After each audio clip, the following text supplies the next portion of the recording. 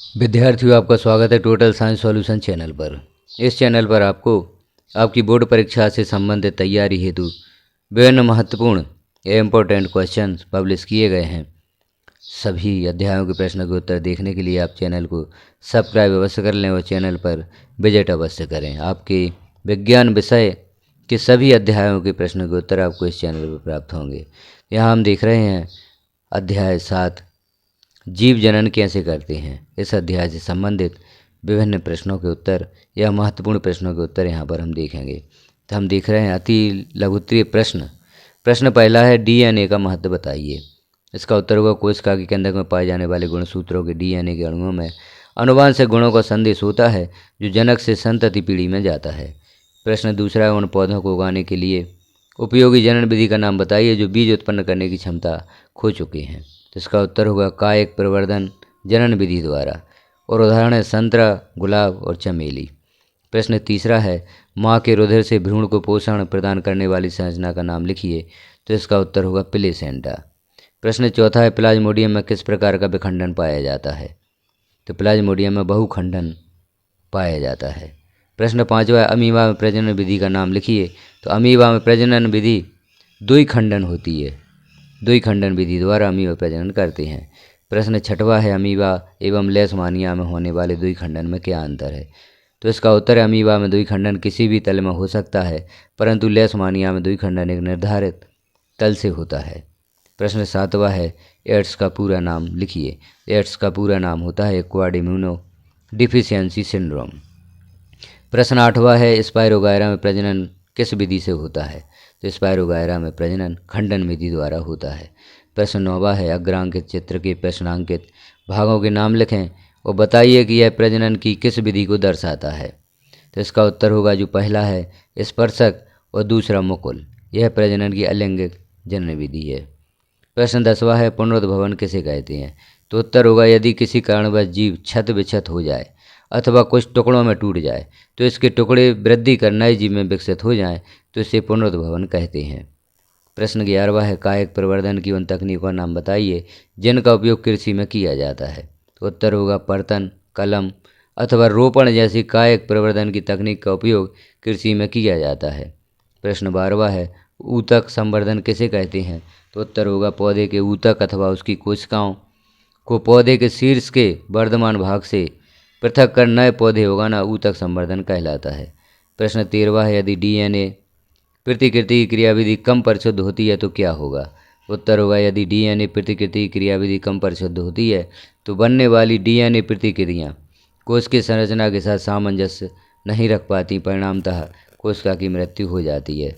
प्रश्न 14वां है, आवृतबीजी या एंजियोस्पर्म पौधों में जननांग कहाँ पाए जाते हैं। तो इसका उत्तर होगा, आवृतबीजी या एंजियोस्पर्म पौधों में जननांग पुष्प में अवस्थित होते हैं। प्रश्न 15वां है, निम्नांकित चित्र का निरीक्षण करें और प्रश्नांकित भागों के नाम लिखें। तो यहाँ हमें चित्र देखना है और जहाँ पर प्रश्नांकित भाग हैं जैसे ABCD, इनका नाम हमें लिखना है। तो A है अंडवाहिका, B है अंडाशय, C गर्भाशय और D योनि। प्रश्न 16वां है, चित्र में निर्देशित ABCD के नाम लिखें। तो उत्तर होगा, A है परागकण, B है वर्तिकाग्र, C है नरेगुमक और D है अंडाशय। प्रश्न 17वां, स्त्रियों में निषेचन कहाँ होता है। तो उत्तर होगा फालोपियन नलिका में। प्रश्न 18वां है, जनन किसे कहते हैं, कितने प्रकार का होता है। तो इसका उत्तर होगा, जीवन द्वारा अपने समान संतान को उत्पन्न करना जनन कहलाता है। यह मुख्यतः 2 प्रकार का होता है, पहला लैंगिक जनन और दूसरा लैंगिक जनन। प्रश्न 19वां है, डीएनए का पूरा नाम लिखिए। तो इसका उत्तर होगा, डीएनए का पूरा नाम डीऑक्सीराइबो न्यूक्लिक अम्ल होता है। प्रश्न 20वां है, बीजाणु के चारों ओर पाई जाने वाली मोटी भित्ति का कार्य लिखिए। तो उत्तर होगा, बीजाणु के चारों ओर पाई जाने वाली मोटी भित्ति प्रतिकूल परिस्थितियों में बीजाणु की रक्षा करती है। प्रश्न 21वां है, गतिशील जनन कोशिका को क्या कहते हैं। तो उत्तर होगा, गतिशील जनन कोशिका को नरयुग्मक या शुक्राणु कहते हैं। प्रश्न 22वां है, जब पुष्प में पुंकेसर अथवा स्त्री केसर में से कोई एक जननांग उपस्थित होता है तो ऐसे पुष्प क्या कहलाते हैं। तो उत्तर होगा, जब पुष्प में पुंकेसर अथवा स्त्री केसर में से कोई एक जननांग उपस्थित होता है तो ऐसे पुष्प एक लिंगी कहलाते हैं। अब हम देखते हैं कुछ लघुत्तरीय प्रश्न। जैसे प्रश्न पहला, यदि अंड का निषेचन नहीं होता है तब क्या होगा, समझाइए।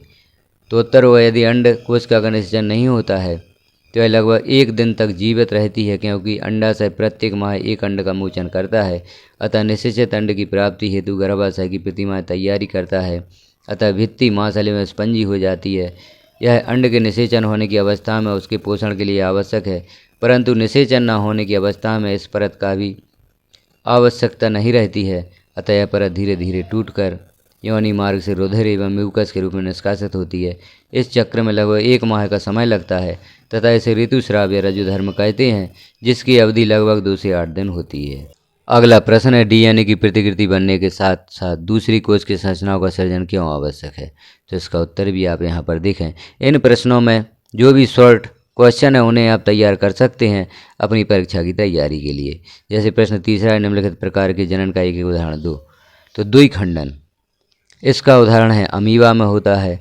दूसरा है मुकुल, इसका उदाहरण हाइड्रा है। बीजाणु निर्माण, इसका उदाहरण राइजोपस है। पुनर्जनन, इसका उदाहरण प्लेनेरिया है। बहुविखंडन, मलेरिया परजीवी। और कायिक प्रवर्धन का उदाहरण है गुलाब में। प्रश्न चौथा है, जनन किसे कहते हैं? लैंगिक जनन के आधार लक्षण लिखिए। तो उत्तर होगा जनन वह क्रिया जिसके द्वारा सजीव अपने समान संतति उत्पन्न करता है, जनन कहलाती है। लैंगिक जनन के आधारीय लक्षण निम्नलिखित हैं। पहला है, संतान का उत्पादन अंडे तथा शुक्राणु के संलयन से होता है। ये संरचनाएं लैंगिक कोशिकाएं अथवा युग्मक होती हैं। दूसरा है, निषेचन होने पर नर और मादा युग्मक समेकित होकर एक युग्मनज बनाते हैं, जो परिवर्धित होकर एक परिपक्व जीव बन जाता है। तीसरा है, इसके परिणाम स्वरूप 2 जनकों का अनुवांशिक पदार्थ संयोजित होता है। प्रश्न पांचवा है, जनन के समय मादा के जननांगों एवं स्तन का परिपक्व होना आवश्यक क्यों है?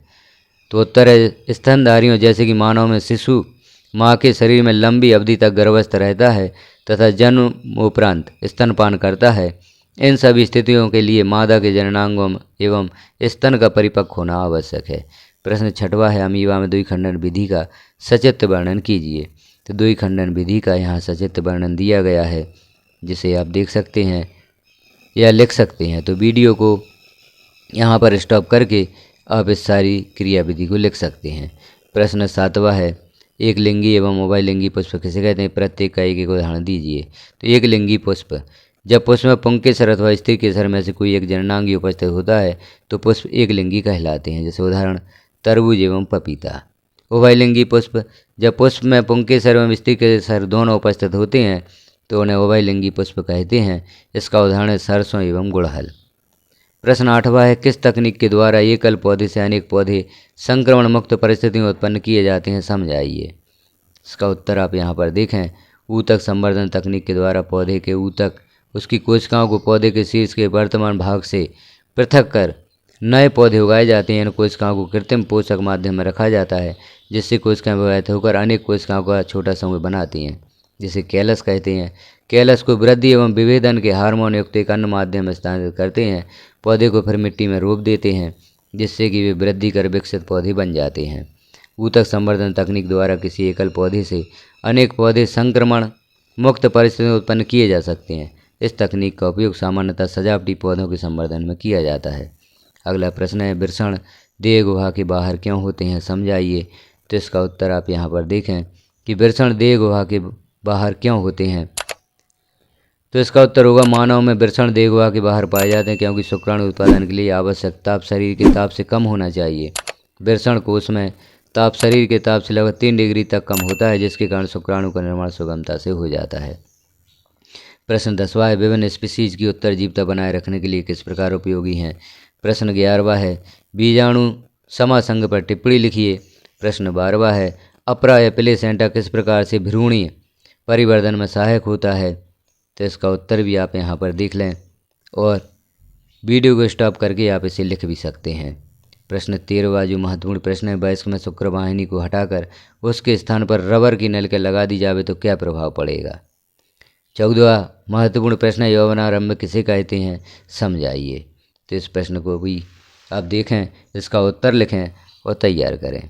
प्रश्न 15वां, स्त्रियों में फॉलोपियन ट्यूब को धागे से बांध दिया जाए तो कौन सी क्रिया पर प्रभाव पड़ेगा तथा क्यों, समझाइए।